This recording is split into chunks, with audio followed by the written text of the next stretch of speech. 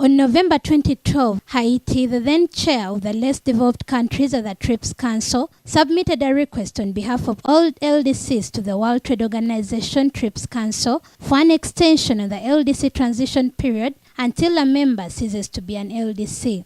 Over the past few years, the World Trade Organization TRIPS Council chair has been chairing informal meetings between developed countries and some less developed countries where LDCs have been pressured to agree to a shorter term extension of 5 to 7.5 years to enforce the TRIPS agreement and the inclusion of a provision to not roll back current intellectual property laws already enacted by these LDCs. The TRIPS agreement states that upon a duly motivated request, the TRIPS Council shall grant an extension. This, however, appears unlikely with the current trends. Local civil society organizations working on the TRIPS agreement argue that the proposed 5 to 7 years period is too small for LDCs to cope with the demands. LDCs to which Uganda is categorized are justified in seeking an unlimited extension for as long as they are classified so, because the suggested 5 to 7.5 years will not give us adequate time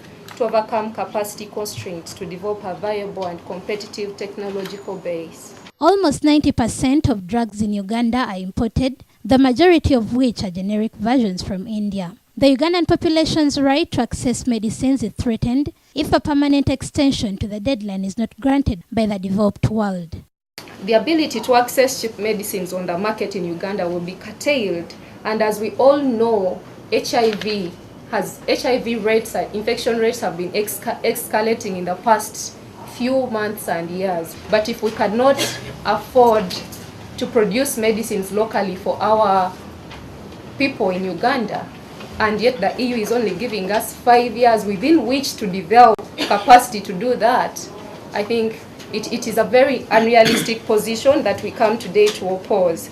The United States of America, the European Union, and Austria are currently in informal meetings, aggressively trying to pressure LDCs to keep in place the no rollback provision that prevents LDCs from changing existing laws on TRIPS issues. Our request to the World Trade Organization Council grant us an indefinite suspension until we cease to be LDC. Ipso facto, its technological base is very low.